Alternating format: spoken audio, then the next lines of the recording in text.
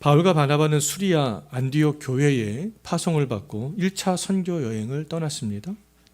그래서 이 두 명의 사도는 구브로와 비시디의 안디옥과 이고니온과 루스드라와 더베를 거쳐 가면서 하나님과 주 예수 그리스도에 대해서 증거했었는데요.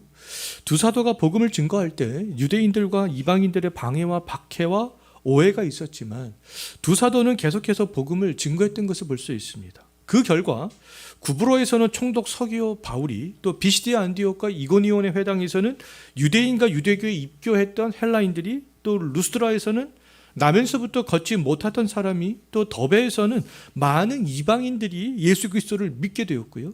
이들을 중심으로 이제는 각 지역에 교회가 세워지게 되었어요.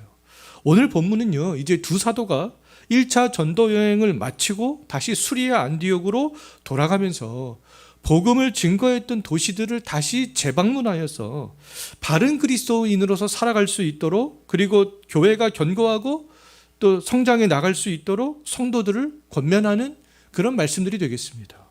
자, 수리아 안디옥을 출발한 바울과 바나바는 오늘날 터키 중남부를 다니면서 복음을 증거한 이후에 이제 다시 수리아 안디옥으로 돌아가게 되는데요. 두 사도는 수리아 안디옥으로 돌아오는 도중에 이제 이전에 복음을 증거했던 도시들을 재방문하는 것들을 볼 수 있습니다. 그래서 이 두 사도는 루스드라와 이고니온과 비시디아 안디옥과 마가 요한이 예루살렘으로 돌아갔던 밤빌리아의 버가를 다시 방문하게 되는데요. 이 두 사도가 이 도시들을 처음 방문했을 때와 이제 두 번째로 다시 재방문했을 때는 차이가 있었는데, 두 사도가 처음으로 그 지역을 방문했을 때는 그 지역에는 그리스도인들이 없었잖아요. 교회도 없었습니다. 그런데 이제 두 사도가 다시 그 지역을 재방문했을 때는 그곳에는 이미 무엇이 세워져 있었어요? 교회가 세워져 있었어요. 거기에는 누가 있었습니까? 이제는 그리스도인들이 있었습니다. 이제는 그 그리스도인들이 그 각각의 지역에서 교회를 중심으로 모여서 하나님께 예배를 드리는 공동체가 그곳에는 세워지게 되었던 것이죠. 두 사도가 루스드라와 이고니온과 비시디의 안디옥을 재방문하여서 전한 말씀은 처음 방문했을 때와는 달라졌어요. 처음 그 도시들을 방문했을 때 거기는 교회도 없었고 예수를 믿는 사람들도 없었잖아요. 그렇기 때문에 주 예수 그리스도에 대해서, 또 하나님이 누구인지에 대해서 증거하는데 초점을 두었었습니다. 그런데 이제 그 도시들을 재방문했을 때에는 이미 그리스도인이 된 사람들이 있었기 때문에 참된 그리스도인으로 살아갈 수 있도록 권면하는 말씀을 증거하는 것을 볼 수 있고요. 교회가 견고하게 서가기 위해서 어떤 이제 새로운 그런 것들을 제시하는 것들을 볼 수 있습니다. 그리스도인들이 이제는 되기 전과는 달리 그리스도인이 된 이후에는 삶의 관심사와 삶의 태도가 달라지게 되잖아요. 그렇기 때문에 우리가 올바른 그리스도인으로 살아가기 위하여서 어떻게 살아가야 되는지 재방문했을 때는 그것에 대해서 권면의 말씀을 증거하게 되는 것이죠. 이전에는 그리스도의 믿음 안에 머물러 있기 위해서 예를 들어서 마음을 굳게 할 필요가 없었습니다. 그냥 마음 내키는 대로 살아갔으면 됐어요. 그런데 이제는 예수 그리스도에 대한 그런 믿음이 심령 안에 있잖아요. 마음 안에 있습니다. 근데 이제 달라지는 삶을 살아가게 되었던 거죠. 이전에는 주 예수 그리스도 때문에 당하는 환난이 없었지만 이제는 주 예수 그리스도 때문에 환난을 당하는 그런 삶들에 직면하게 되었던 거죠. 이전에는 교회 공동체에 대해서 관심을 갖지 않아도 됐습니다. 그런데 이제는 교회가 견고히 서가는 것에 대해서 관심을 가져야 되는 그런 사람들로 변화가 되었던 거죠. 바울은 그 누구보다도 이러한 문제를 몸소 체험했었던 그런 사람이었어요. 바울은 그리스도인이 되기 전과 그리스도인이 된 이후의 삶이 완전히 180도 달라지게 되었습니다. 그리스도인이 된 후 바울은 믿음 안에서 살아가기 위해서 영적인 싸움을 날마다 싸워야 했었고요. 복음을 증거하기 위해서 환난에 직면하는 그런 삶들을 살아가야만 했던 거죠. 사도 바울은 주 예수 그리스도를 믿은 이후에 세상에서 살아가는 삶이 더욱더 힘들어졌고 또 고민하고 신경 써야 될 부분들이 더욱더 많아졌지만 그럼에도 불구하고 이전처럼 바리새파 유대인으로 살아가기를 원하지 않았습니다. 바리새파 유대인으로 살아가며 세상에 있는 것들을 누리며 살아갈 수 있었어요. 권세자로 살아갈 수 있었습니다. 존경받으며 살아갈 수 있었어요. 근데 그런 바리새파 유대인으로 사도 바울은 살아가기를 원치 않았던 거죠. 기꺼이 그리스도인으로서 살아가기를 사도 바울은 원했습니다. 왜요? 주께서 구원을 베풀어 주시는 그 은혜의 능력이 그렇게 만들었던 것이죠. 자발적으로 그러한 삶들을 살아갈 수 있도록 그 은혜가 그렇게 만들었기 때문에 그렇습니다. 바울은 루스드라와 이고니온과 비스디아 안디옥에서 이제 교회를 중심으로 모이게 된 그리스도인들도 이전과는 달라진 삶들을 정말 잘 신앙 안에서 잘 살기를 원했던 마음이 있었기 때문에 그들에게 지금 재방문하여서 권면의 말씀을 주고 있는 것입니다. 이미 그 사람들은 바울과 같은 삶을 살기로 작정한 사람들이 아니겠어요? 주 예수 그리스도에 대한 그런 믿음이 있기 때문에요. 주의 은혜가 그들을 주 예수 그리스도의 사람으로 살아가도록 그렇게 만들었기 때문에 그렇습니다. 그럼에도 그들은 루스드라와 이고니온과 비시디아 안디옥에 있었던 성도들은 아직 초신자들이었잖아요. 예수님을 믿은 지 얼마 안 됐습니다. 초신자에게 가장 중요한 것은 바른 신앙의 방향성을 잘 제시해 주는 것이죠. 예수님을 믿는 것이 무엇인가? 예수님을 믿는 사람으로서 신앙 안에서 어떻게 살아가야 되는가? 그런 신앙의 방향성들을 초신자들에게는 아주 성경의 근거에서 잘 제시해 주는 것이 상당히 중요합니다. 신앙이 어떤 길라잡이가 처음부터 잘못되면 중간에 그것들을 바르게 회복해 나가는 것들은 참 쉽지가 않아요. 지금도 신앙생활은 정말 수십 년 동안 오랫동안 했지만 신앙의 방향성이 잘못 잡힌 성도들을 종종 보게 되는 경우가 있습니다. 말씀의 토대 위에서 신앙생활을 하는 것처럼 자기들은 생각하고 있지만 실제로 그렇게 보게 되면 잘못된 자신의 종교적인 신념의 토대 위에서 그냥 유대인들처럼 신앙생활을 하고 있는 그런 모습들을 종종 보게 되는 경우가 있어요. 아니면 유튜브 등을 통해서 자신이 좋아하는 신앙의 정보만 취사 선택하거나 진리의 문제가 아님에도 마치 자기가 볼 때는 진리의 문제인 것처럼 생각하거나 언제나 어디서나 하나님의 통치를 받으며 또 거룩한 삶을 살려고 애써야 됨에도 불구하고 이 교회 생활과 일상의 삶들을 구분해서 생각하기도 합니다. 왜요? 이런 분들은 신앙의 방향성들이 잘못되었기 때문에 신앙생활을 한다는 것이 말씀의 토대 위에서 견고히 서 있지 않기 때문에 이렇게 신앙생활하고 이렇게 생각을 하게 될 수밖에 없는 것이죠.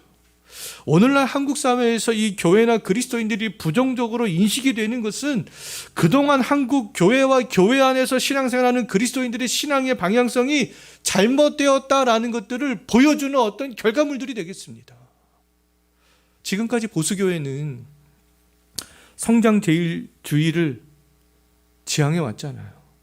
또 진보적인 교회는 성경의 어떤 진리와 상관없이 진리에서 떠난 세상 사람들과 동일한 외침만 외쳐왔습니다. 그러니까 사람들이 영혼이 그런 교회에서는 변화되지가 않는 것이죠. 지금까지 어떤 신학자들이나 교회의 목사들이 바른 신앙의 길라잡이를 제시해 주지 못했기 때문에 한국 사회에서 한국 교회와 우리 그리스도인들이 지금 서 있는 위치가 오늘날 부정적인 위치가 될 수밖에 없었던 거 아니겠어요? 다시 한번 말씀을 드리지만 우리는 신앙의 첫걸음이 중요합니다. 신앙의 방향성, 어떤 신앙을 살아가는 그런 태도, 이런 것들이 상당히 중요하다라고 말할 수 있어요. 지금까지 그런 것들이 좀 간과되어 왔던 거죠. 주 예수 그리스도를 믿고 신앙의 첫 발을 우리가 성경적으로 잘 뗄 때 그 다음 발도 또 그 다음 발도 또 그 다음 발도 하나님이 원하시는 그런 대로 신앙생활을 잘해 나갈 수 있게 되는 거 아니겠어요?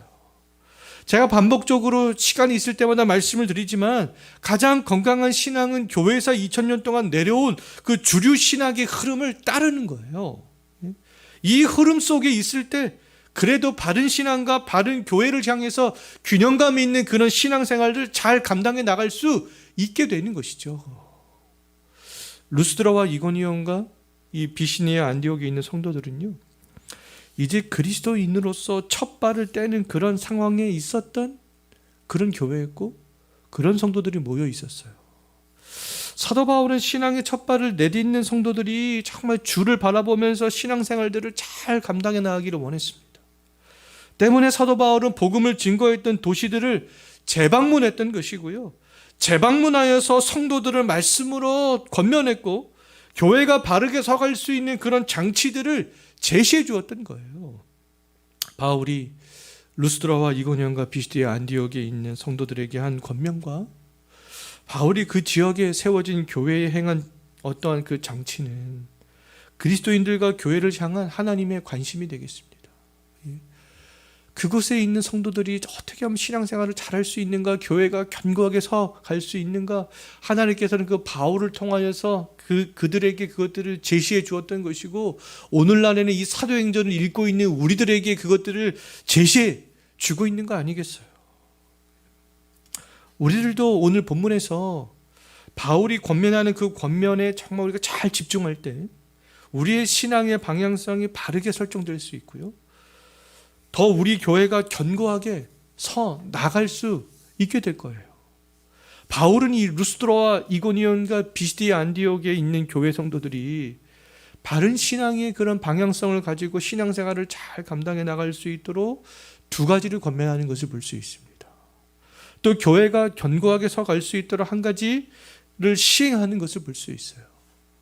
첫 번째로 주 예수 그리스도를 믿고 교인이 된 성도들에게 그들의 신앙의 방향성들을 잘 제시해 주는 그런 말씀을 증거하고 있는데 어떤 권면의 말씀을 하고 있는지 22절 한번 상반절 한번 보십시오. 어떤 권면의 말씀을 주고 있어요. 마음을 굳게 하여 이 믿음 안에 너희들은 머물러 있어야 된다. 그런 권면의 말씀을 이미 성도들이 된 그 사람들에게 주고 있는 거 아니겠어요? 우리 그리스도인들이 신앙생활을 잘할 수 있는 방법, 우리가 어떻게 하면 하나님께서 원하신 대로 신앙생활을 잘할 수 있을까? 그 신앙생활을 잘할 수 있는 방법은 다른 곳에 있지 않다라는 겁니다. 22절의 그 권면의 말씀을 다른 데 있다라는 것이죠. 마음을 굳게 하여 주 예수 그리스도를 향한 그 믿음 안에 우리가 머물러 있으려고 하는 것, 우리가 그러한 신앙생활을 할 때 신앙생활을 잘할 수 있게 된다라고 말할 수 있어요. 교회에서 오늘날에도 동일하게 그렇다면 이 목회자들이 이런 말씀을 성도들에게 권면해 줘야 되는 거 아니겠습니까? 성도들이 바른 신앙생활을 잘할 수 있도록. 이미 주의 은혜로 그리스도인이 된 사람들이 신앙생활을 바르게 잘할 수 있는 방법, 스스로 자정할 수 있는 능력을 상실한 것처럼 보이는 교회들이 그 자정의 능력을 회복해 나갈 수 있는 그런 방법은 이 교회를 구성하고 있는, 그렇다면 이 그리스도인들 개개인들이, 바로 여기 있는 우리 개개인들이 마음을 굳게 하여서 예수 그리스도의 그 믿음에 머물러 있는 것이다라고 말할 수 있겠습니다. 우리의 마음이 다른 곳으로 빼앗기지 않고 예수 그리스도의 그 믿음 안에 머물러 있으려고 하는 것, 어떤 상황이든지. 자, 마음을 굳게 하라는 것은요, 진흙이 물과 함께 섞여 단단한 벽돌이 되잖아요. 진흙을 그대로 놔두면 그냥 흐물흐물해서 집을 지을 수가 없습니다. 물과 함께 섞여 단단한 벽돌이 되듯이 마음을 굳게 한다는 것은요, 그렇게 마음을 우리가 튼튼하게 한다라는 그런 의미가 내포가 되어져 있어요. 마음을 우리가 튼튼히 해야 되는 이유는 우리가 신앙생활을 하다 보면 수많은 박해, 어떤 수많은 유혹들, 어떤 혼합주의들, 그런 것들에 흔들리지 않기 위해서 그렇습니다. 우리가 그런 것들이 유혹되지 않고 흔들리지 않을 때 신앙생활을 견고하게 잘해 나갈 수 있기 때문에 그래요. 난공불락의 철옹성은 함락시키기가 여간 어려운 게 아니잖아요. 마음을 굳게 한다는 것은 우리의 마음에 하나님 안에서 점점 더 철옹성이 되어지게 한다라는 것이죠. 흔들리지 않을 수 있도록, 어떤 환난과 박해에도, 유혹에도요. 루스드라와 이고니온과 안디옥에 있는 성도들은 바울이 경험했던 것처럼 유대인들의 어떤 방해와 선동과 그리스도인으로서 감수해야 하는 여러 가지 손해에 직면하게 될 수 있었잖아요. 이때 마음이 굳게 서 있지 않으면 신앙이 흔들리고 신앙생활의 그런 방향성을 잃어버리거나 타협하게 될 수도 있습니다. 오늘날 우리들도 마음이 믿음 안에서 굳건하게 서 있지 않다면 흔들릴 수밖에 없어요. 온갖 어떤 이권과 유혹, 흔들릴 수밖에 없죠. 죄를 감추기 위해서 계속되는 거짓말을 하게 될 수도 있습니다. 어떤 나의 영혼의 유익보다는 육신의 평안함을 주는 것에 흔들릴 수밖에 없어요. 하나님을 섬기는 것보다 어떤 돈을 더 많은 버는 것, 그런 것들의 유혹을 당할 수밖에 없습니다. 주의 나라와 주의 뜻을 구하는 것보다 내 뜻을 실현하기 위해서 마음이 흔들릴 수밖에 없게 되는 것이죠. 우리가 신앙인으로서 이러한 위기에 직면했을 때 우리들이 해야 되는 일들은 뭐라는 거예요? 마음을 굳게 하는 겁니다. 자, 우리의 마음을 그러면 어디다 굳게 해야 되는 것이냐라고 할 때 우리가 마음을 굳게 해야 될 그런 기초석 토대는 바로 주 예수님을 향한 믿음이라는 것이죠. 믿음.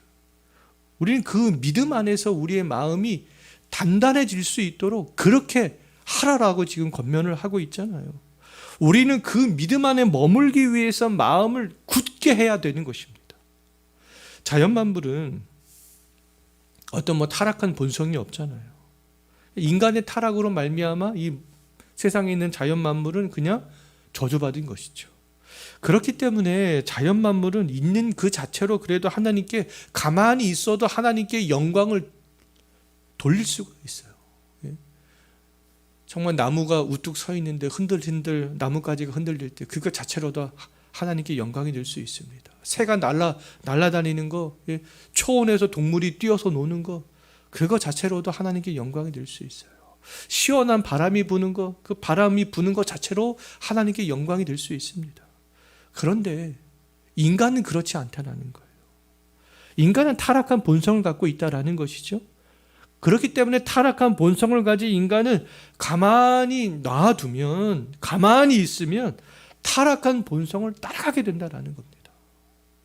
예수 그리스도로 말미암아 새 사람이 되었다 할지라도 타락한 본성 자체가 없어진 것은 아니기 때문에 하나님을 향한 열심을 내지 않으면, 마음을 굳게 하지 않으면, 예수 그리스도께 우리의 그 믿음 안에 서려고 하지 않으면 우리의 육체는 어느덧 타락한 본성을 따라가게 된다는 거예요. 그리스도인이 되었어도 믿음 안에서 마음을 굳게 하지 않으면 우리의 마음은 어느새 어떻게 될 수밖에 없겠어요. 내 생각이 원하는 것 따라갈 수밖에 없습니다. 내 감정이 하고 싶은 대로 따라갈 수밖에 없죠. 남을 미워하고 욕하고 내 감정에 충실할 수밖에 없어요. 또 내 육체가 원하는 것 따라갈 수밖에 없습니다. 정치적으로 극좌나 극우에 있는 그리스도인들 중에는 제가 볼 때 생각이 고장난 것처럼 보이는 사람들이 있습니다. 성경으로 생각하지 못하고 어떤 정치적 신념으로 성경을 판단하는 것을 보게 되는 경우가 있어요. 목사님들 중에도 그런 분들을 종종 보게 됩니다. 그들이 소위 말하는 인류대학교를 나왔음에도 불구하고 어떤 왜 성경적으로 생각하지 못하고 자기의 정치적인 신념으로 왜 성경을 판단하려고 할까? 분명히 누가 봐도 죄가 있음에도 불구하고 자기 편이라는 것 때문에 그 어떤 정치인들을 무조건 옹호하려고 하는 것을 보면 제가 볼 때는 좀 생각의 기능이 고장난 것처럼 보입니다. 그리스도인이 되었어도 믿음 안에서 그 마음을 굳게 하지 않으면 자기 생각대로 생각하고 판단하게 될 수밖에 없는 것이죠. 또 감정이 고장나면 성경이 금하고 있는 것임에도 또는 성경이 권장하고 있는 것임에도 자기 감정에 충실하게 될 수밖에 없어요. 대표적인 사람이 제가 볼 때는 요나가 되겠습니다. 요나는 자기 감정에 충실했기 때문에 느느웨로 가라는 하나님의 명령에 불순종하잖아요. 그래서 어디로 갑니까? 다시스로 갑니다. 요나는 악한 그 니느웨 사람들이 하나님의 긍휼의 은혜를 잊고 회개하는 것이 싫었던 것이죠. 내가 가서 분명히 저들에게 전하면 자비의 하나님께서는 그들에게 자비를 베푸실 텐데 요나는 그것이 싫었던 거예요. 때문에 니느웨 사람들이 회개하고 돌아왔을 때 요나가 어떤 감정을 표출합니까? 막 화를 내는 것을 볼 수 있어요.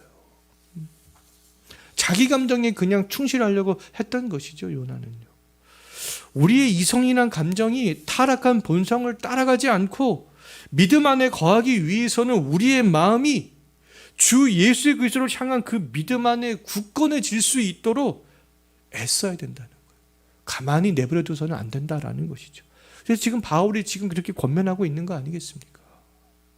일반적으로 부모들이 직장 생활을 하고 직장인들이 직장 생활을 하고 또 부모들이 자녀를 교육시키기 위해서 애쓰고 있잖아요. 새벽같이 일어나서 출근하고 자녀들을 교육시키기 위해서 직장에서 여러 가지 힘든 일들을 다 그냥 묵묵히 감당하고 애쓰잖아요. 학생들도 공부하고 어떤 게임할 때도 게임의 레벨을 올리기 위해서 막 애쓰잖아요. 그와 마찬가지로 그리스도인들도 마음을 굳게 하여서 믿음 안에 거하기 위해서 애써야 된다는 겁니다. 애써야 돼요. 마음에 관심이 돈에 있는 사람, 그 사람은 돈에 대해서 애쓰게 되는 것이죠. 그러면 그 사람의 마음은 돈에 대해서 날로 굳건해집니다. 돈에 머물러 있게 되려고 하는 그런 마음이 더욱더 강하게 될 수밖에 없잖아요. 근데 우리의 마음은 안전하서나 문 밖에 있으나 문 안에 있을 때나 복음의 대적자들을 만날 때에나 언제든지 주 예수 그리스도를 향한 그 마음에 있다. 우리의 신앙의 방향성과 태도는 언제나 바른 상태를 유지해 나갈 수 있어요. 우리의 마음은 신앙 안에서 굳건해질 수 있다는 것이죠. 자, 두 번째로 주 예수 그리스도를 믿고 그리스도인이 된 성도들에게 또 권면한 말씀이 무엇인가? 22절 하반절 한번 보십시오. 어떤 말씀을 권면했습니까? 하나님의 나라에 들어가기 위해서는 많은 환난을 겪어야 된다. 그런 말씀들을 각 지역에 있는 교회 성도들에게 지금 권면하고 있는 거잖아요. 하나님의 나라에 들어가는 것과 환난은 그렇다면 밀접한 관련이 있습니다. 밀접한 관련, 뗄래야 뗄 수 없는 그런 관계가 되는 것이죠. 하나님의 나라와 이 환난을 연결시키는 것은 바울이 일관되게 강조하는 그런 말씀이 되겠습니다. 사도 바울은 데살로니가 후서 1장 4절과 5절 말씀을 보게 되면 주 예수 그리스도를 믿게 된 그 성도들에게 하나님의 나라를 위해서 받는 고난이 있을 것이다. 하나님의 나라를 위해서 받는 고난이 있다. 그 성도들에게 그런 말씀을 증거하는 것을 볼 수 있어요. 빌립보서 1장 29절에서도 주 예수 그리스도를 믿는 것은 그리스도 예수 때문에 받는 고난을 감수하는 것이다. 이렇게 말씀하고 있습니다. 또 디모데후서 3장 12절에서도 그리스도 안에서 경건하게 살고자 하는 자는 박해를 더 많이 받을 것이다. 그렇게 말씀하고 있습니다. 하나님의 나라와 환난과 박해는 밀접한 관련이 있는 것이죠.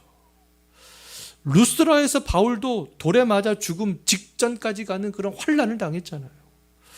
루스드라와 이고니온과 비시디아 안디옥에 있는 그리스도인들도 바울이 당한 환난과 버금가는 환난을 당하게 될 수 있는 그런 상황이었어요. 어쩌면 사도 바울이 없는 사이에 이미 환난을 당했을 수도 있습니다. 오늘날 많은 성도들은요, 삶이 너무너무 힘들다. 내가 지금 하루하루 살아가는 것이 전쟁과 같다. 전쟁과 같이 힘들기 때문에 많은 성도들 중에는 교회 와서만큼은 좀 위로의 말씀도 듣고 싶고 축복의 말씀도 조금 듣고 싶다. 이렇게 생각하는 분들이 있어요. 근데 물론 성경의 본문에 따라서 하나님께서 위로의 말씀을 주시고 축복의 말씀을 주시면 위로와 축복의 말씀을 증거해야 되겠죠.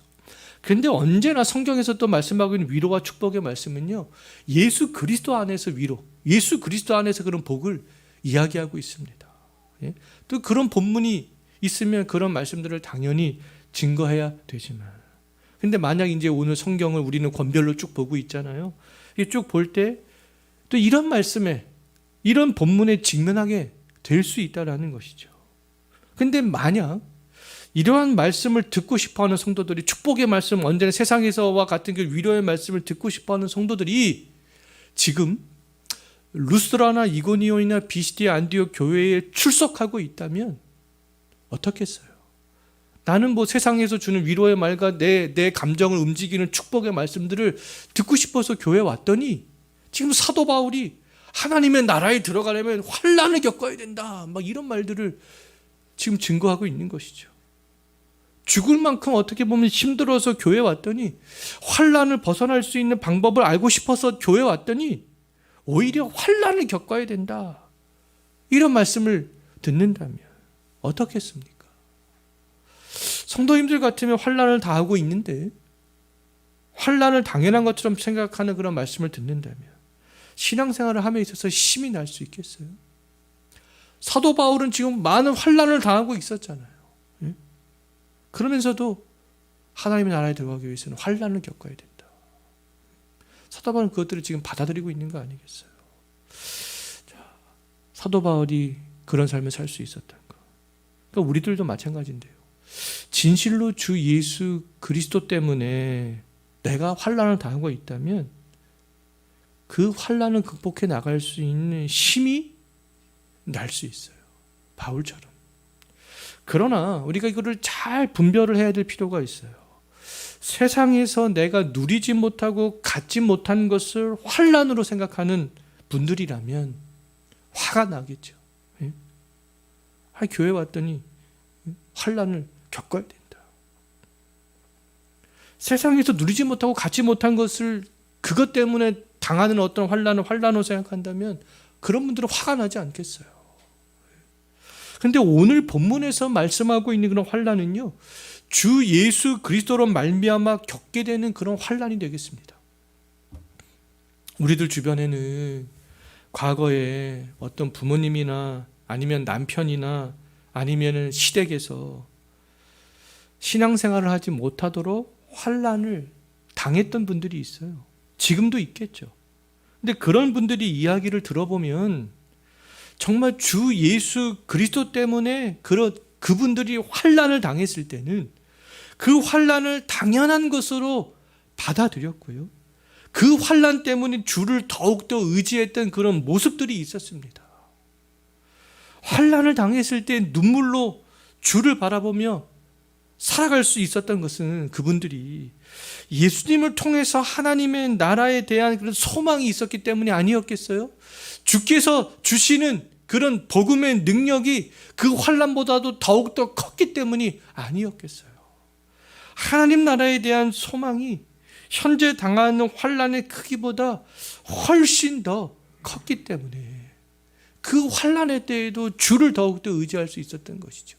환난을 당연한 것으로 그렇게 받아들이면서 더욱더 하나님께 매달릴 수 있었던 거 아니었겠어요? 사도 바울도 로마서 8장 18절에서 생각하건대 현재의 고난은 장차 우리에게 나타날 영광과 비교할 수 없다. 사도 바울은 이것을 알았기 때문에 가는 곳마다 환난을 당했지만 환난을 당하는 것을 당연한 것으로 받아들였던 거죠. 주 예수 그리스도를 믿게 된 사람들은 이미 하나님의 나라에 들어온 사람들이잖아요. 이미 들어왔습니다. 그런데 다른 한편으로는 예수님의 재림과 함께 완성이 돼 하나님의 나라에 아직 들어간 사람들은 아니죠. 완전하게 완성된 하나님의 나라에 들어가기를 기다리는 사람들이 되겠습니다. 이미 임한 하나님의 나라와 아직 완전하게 임하지 않은 하나님의 나라 사이를 살아가는 그리스도인들에게 무엇이 자연스러운 일이라는 겁니까? 환난은 자연스러운 일이다. 그 사이를 살아가는 성도들에게 환난은 겪어야 되는 것이다. 이렇게 지금 권면의 말씀을 주고 있는 거 아니겠어요? 완전한 하나님의 나라에 들어가기까지 왜요? 아직 사탄과 악은 여전히 이 세상에서 활동을 하고 있기 때문에 그렇습니다. 주 예수 그리스도와 그를 믿는 성도들을 대적하는 것을 아직도 여전히 쉬지 않기 때문에 그런 것이죠.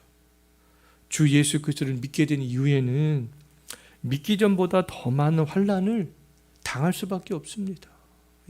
예전에 생각하지 않고 고민하지 않아도 되는 문제들 생각해야 되고 고민해야 되고, 싸우지 않았던 그런 문제들, 영적인 싸움을 싸워야 되고, 더 많은 환난을 당할 수밖에 없는 것이죠. 우리의 믿음을 지키기 위해서, 우리의 마음을 지키기 위해서, 하나님 나라에 들어가기 위해서요. 이미 사도행전에서 스데반 집사와 사도 야고보는 환난을 당하여 순교했잖아요. 또 사도행전에서 베드로와 요한은 옥에 갇혔고 공의 앞에서 재판을 받고 채찍으로 맞기까지 했습니다. 바울도 유대인들에게 돌에 맞아 죽음 직전까지 갔었잖아요. 이 모든 사람들이 그런데 환난을 당하면서도 끝까지 신앙을 지킬 수 있었던 것은 주께서 주시는 은혜와 위로와의 소망이 더욱더 컸기 때문이죠. 하나님 나라에 들어가기 위해서는 그 환난을 당하는 것들을 그냥 당연한 것으로 받아들였기 때문에 가능했던 일들이었어요. 전쟁하는 군인에게 환난은 너무나 자연스러운 거잖아요. 전쟁을 하는데 어떻게 환난이 없을 수 있겠어요? 주 예수 그리스도를 믿고 영적인 싸움을 싸우는 그리스도인들에게 환난이 어떻게 없을 수 있겠어요? 환난은 자연스러운 것이라는 거예요. 우리들이 주 예수 그리스도 때문에 환난을 당하면 자연스럽게 받아들일 수 있어야 되는 것이죠. 이것은 겪어야 되는 거구나. 겪어야 되는 거구나. 우리가 그런 생각을 할 때 바른 신앙의 방향성과 태도를 가질 수 있습니다. 환난을 당할 때 하나님을 원망하고 나에게 왜 이런 일들이 있나 막 저주하고 교회도 안 나오고 그러면 바른 신앙 생활을 할 수 없게 되는 것이죠. 지금 루스드라와 이고니온과 비시디의 안디옥에 있는 성도들에게 지금 바울은 환난을 당할 수밖에 없는 그 성도들에게 바른 신앙을 생활을 하도록 하기 위해서 환난을 겪어야 된다. 그런 권면의 말씀을 주고 있는 거예요. 전도서 7장 14절에서 말씀하고 있듯이 우리 인간은 하나님이 구부려 놓은 것을 우리의 힘으로 펼 수 없다라는 것이죠. 환난은 하나님의 나라에 들어가는 그리스도인들에게 하나님이 구부려 놓으신 것이 되겠습니다. 하나님께서 굽게 하신 것을 우리가 어떻게 펼 수 있겠어요? 우리가 해야 될 일들은 뭐겠습니까? 그 환난을 통과하는 것이죠. 마음을 굳게 하여 예수 그리스도를 향한 그 믿음 아래서요. 그리스도인들에게 그리스도 때문에 받는 환난은 그건 피해 가야 되는 것이 아니라 겪어야 되는 것이라는 거예요. 이 사실들을 정말 기억한다면 신앙생활을 하다가 주 예수 그리스도 때문에 환난을 당한다 할지라도 하나님의 나라를 더욱더 사모하게 될 수 있습니다. 우리의 신앙의 방향성과 태도 흔들리지 않고 올바르게 견고하게 신앙생활들을 잘 감당해 나갈 수 있게 되는 것이죠. 성도들을 권면한 후에 사도 바울이 이제 마지막으로 교회가 견고하게 서 나가기 위해서 행한 것이 있는데요. 그것이 무엇인지 23절 한번 보십시오. 어떤 일들을 했습니까? 장로들을 택하여 세우는 일들을 했어요. 각 교회마다. 여기서 말하는 장로나 오늘날 목사가 되겠습니다. 장로를 택하여 세울 때 장로들이 교회에서 하는 그런 직무의 중요성을 잘 알았기 때문에 그 장로들을 세울 때 정말 사도 바울은 성도들과 함께 금식하며 기도했던 것이고요. 주님께 그 장로들을 의탁하여서 맡겼던 것이죠. 오늘날 일부 목사들이 본이 되지 않는 경우들이 있지만 목사는 교회를 세워가기 위해서 없어서는 안 될 직분이 되겠습니다. 순회 선교 사역을 했던 사도 바울은 한 곳에 계속적으로 머물러 있으면서 그 지역 교회를 섬길 수 없었잖아요. 때문에 바울은 루스드라와 이고니온과 비시디아 안디옥에 있는 교회를 감독하고 가르치고 돌보고 양육할 수 있는 그런 장로들을 세워서 교회의 리더로 그렇게 삼았던 것이죠. 바울은 택하여 세운 장로들에게 바울은 택하여 세우는 장로들을 또 주께 맡겼잖아요. 주께 위탁했습니다. 바울은 주께서 장로들이 교회 안에서 그 사역을 잘 감당할 수 있는 은혜를 주시고 장로들이 교회 사역을 잘 감당할 수 있는 지혜를 주시도록 주께 간구했던 것이죠. 주님, 지금 각 지역마다 교회를 가르치고 돌보고 양육할 수 있는 이 장로들이 세워졌습니다. 그 장로들이 정말 교회 사역을 잘 감당해서 성도들을 잘 양육할 수 있도록, 잘 가르칠 수 있도록 지혜를 주시고 교회가 견고히 서 갈 수 있게 해달라고 그렇게 간구했던 거 아니겠어요? 그렇다면 지역교회에서 사역을 하는 목사들이 맡겨진 사역을 잘 감당하고 교회를 바르게 세워가기 위해서 해야 되는 일들은 주를 의지하는 거라는 것이죠. 주를 의지하는 것. 목사의 최고의 모기는 주님을 의지하는 거라는 것입니다. 주님을 의지하는 것. 목사들이 인문학을 의지하고 세상의 학문을 의지하고 여러 가지 프로그램을 의지하면 교회가 바르게 서갈 수 없다라는 거예요. 교회가 바르게 서갈 수 없다. 그럼 지금까지 많은 목사들이 무엇을 의지했길래 한국 사회에서 한국 교회가 이렇게 푸대접을 받고 있는가? 왜 교회의 성도들이 바르게 신앙생활을 하지 못하고 있는가? 우리가 좀 돌아봐야 되지 않겠습니까? 그동안의 신앙의 방향성과 태도가 올바르게 그렇게 되어져 왔는가? 돌아봐야 되는 것이죠.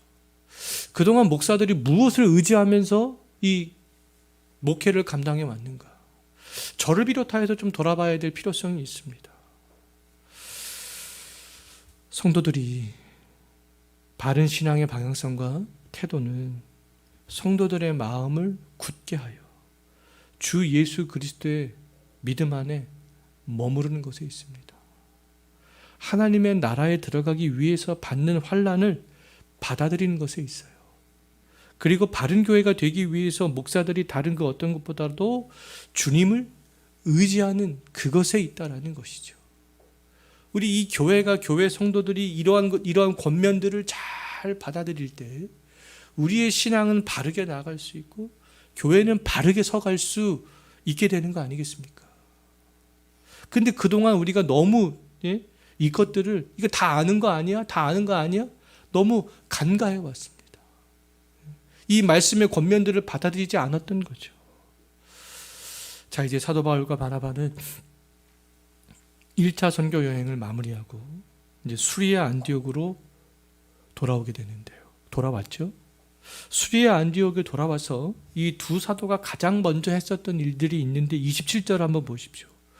두 사도가 가장 먼저 했던 일들은 교회의 모든 성도들을 다 한자리에 모아서 자기들이 전도할 때 하나님이 함께 행하신 모든 일들과 이방인들도 회심하고 구원을 얻게 된 것을 보고했어요. 전도 사역을 지금 모든 성도들 앞에서 자기들이 어떻게 했는지 어떤 일들이 있었는지 하나씩 자세하게 보고했던 거죠. 바울과 바나바는 각 지역을 다니면서 전도 사역을 감당해 나갈 때 박해를 받고 환난을 당했지만 그 가운데서도 하나님이 지금 우리와 함께 하셨다. 그것들을 지금 고백하고 있는 거 아니겠어요? 그들의 심령에는 주 예수 그리스도의 흔적이 깊이 있게 자리를 잡고 있었습니다. 아, 하나님께서 언제나 어느 상황에서나 우리와 함께 하셨구나. 함께 하시는구나. 환난의 때에도 박해의 때에도 함께 하시는구나. 아, 그것을 우리가 겪어야 되는 것이구나. 그런 믿음이 있었기 때문에 그때에도 하나님께서 우리와 함께 하셨다 이렇게 고백할 수 있는 거 아니겠습니까?